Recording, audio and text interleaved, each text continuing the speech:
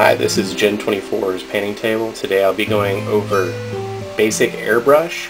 While I'm not really going to get into any of the techniques, I am going to show you the different components and different types of an airbrush. I know over the last few days I've gotten several questions. So this is your basic standard airbrush. This one is a dual action. What dual action means is I can press down, and that controls the amount of air, and I can pull back, and that controls the amount of paint. So it's one action, two action. Now if you get pretty good, you can actually not blow out the full amount of paint. You can actually control the trigger. Now that's kind of what you want. Okay, different features on airbrushes that we look for. On this airbrush, it's a gravity feed.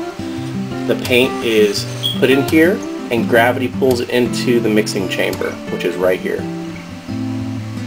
The air comes up from here, and then meets right around here, and it pulls the paint out and sprays out the nozzle. Now this airbrush has what Iwata calls a Mack Valve, or it's an airflow control valve. I can actually control the amount of air that goes out at the airbrush itself, which is nice.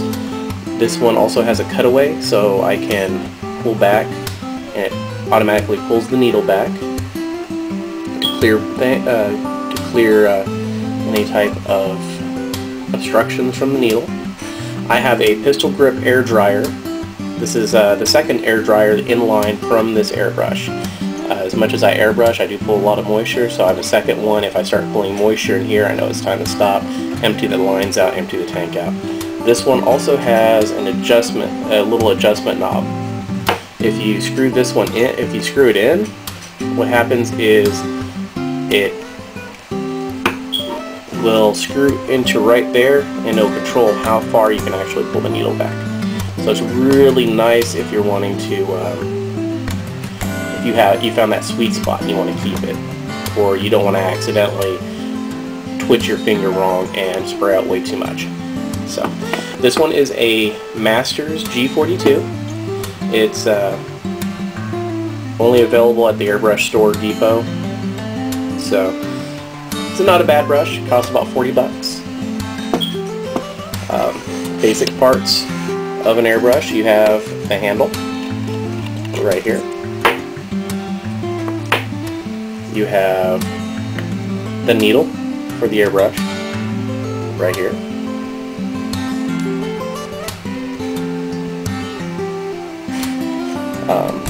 The rest of the inner workings, which I'm not going to take off. Of course, you have the cap and the paint reservoir.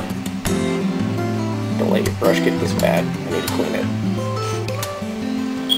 And then you have the needle guard, the tip guard. And then you can continue stripping the brush down further and further, and get down to taking the trigger assembly apart and everything else, which is good if you're going to do a nice big clean, which this brush is due for.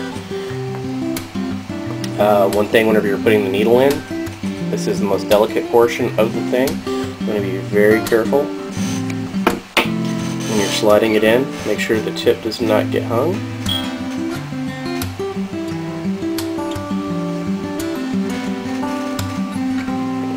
You can see the needle sliding in. Now you don't want to shove it, because you'll end up screwing up the needle cap. You want to gently push it through.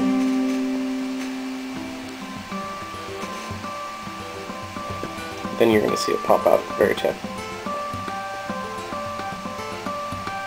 Now it doesn't extend a lot. Now you just tighten the little nut right here up.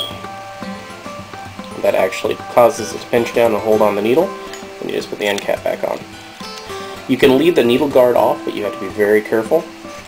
It protects the needle, but also if you have it off, you can actually get finer detail. You can see the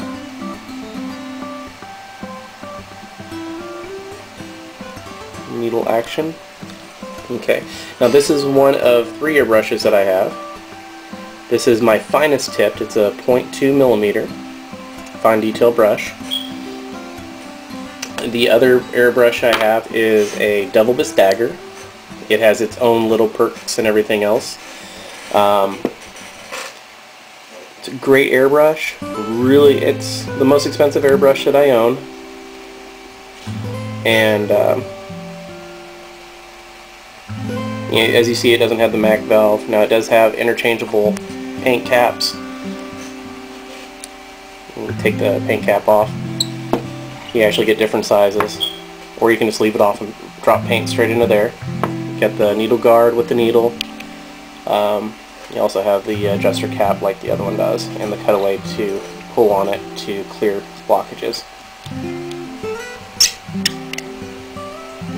This one's definitely, you can tell, I can tell it's much more solid of a brush. It's got a better trigger action and everything else, and that comes from it being a more expensive brush. Once again, it's a double bit dagger. The last airbrush that I own is actually probably the most basic of the airbrushes that I own. It is an Iwata Neo. It's actually a little more expensive than my Masters cost me, but I bought it as a base brush. This one, unlike the other two, which were fed from the top, this one is actually fed from the bottom. That's known as a siphon feed. Basically what happens is the air is coming through, it pulls up, like it's like whenever you're sucking on a straw. The air goes through, it sucks up on the straw, paint meets right here at the tip, and sprays out. This is an Iwata brush, so it does have some perks. It is a really nice motion. This is the baseline beginner for Iwata. This is a 0.4 millimeter tip, so it's larger, and since it's siphon fed, you have to use higher pressure. Gravity feed, you can use lower pressure down to 10 to 15 pounds of pressure. With a siphon feed, you're always going to be running at about 25 pounds. Here's the bottle with my primary colors in it. So go ahead and I loaded it up. I'd shake it just like I would a normal bottle.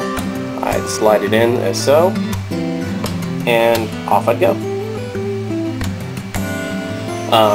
Now the bonus is with these, you have those bottles that you can just keep and use over and over and over without having to remix. Also, another bonus to a siphon feed is if you get multiple bottles and you're doing multiple colors, like with a large tank army, you can actually have one bottle that's nothing but cleaning solution and all your colors in the other bottles. So as you're switching colors out, you just rinse as you go, spray, switch colors, and it is convenient. Now, one thing I'd like to cover is there are brushes out there that are a little bit more expensive, but there's a bonus that their parts are easier to find. Whenever you're looking at an airbrush and you're wanting to buy one, look to see how abnormal and uncommon the airbrush itself is, because if you find one that's too uncommon, like the Double Bisque Dagger, beautiful brush, this company only makes one airbrush and this is it. This is a company that's known for making car paint guns.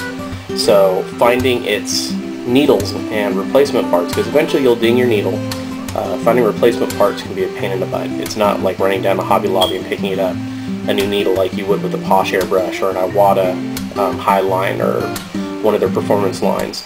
So keep that in mind whenever you're going out. You don't have to buy the airbrush at the shop, which is going to be more expensive than if you buy it online, but it might be best off if you buy a little bit more of an expensive brush online, so when it comes down to buying replacement parts, they're going to be readily handleable on the market versus having to order and wait for them. And it sucks having to pay $5 shipping on a $3 needle. Also, look at the cost of the needles. Iwata needles run about $10. Posh needles run about $5. So that's another thing.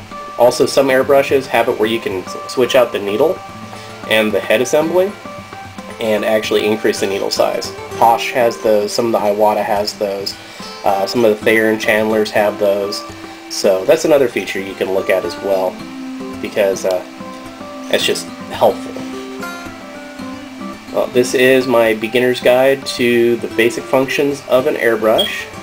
If you have any questions, feel free to hit me up at larry@gen24.com, or you can find me over at heresy-online.net. Ask any questions. I'll be posting some running some paint through the airbrush.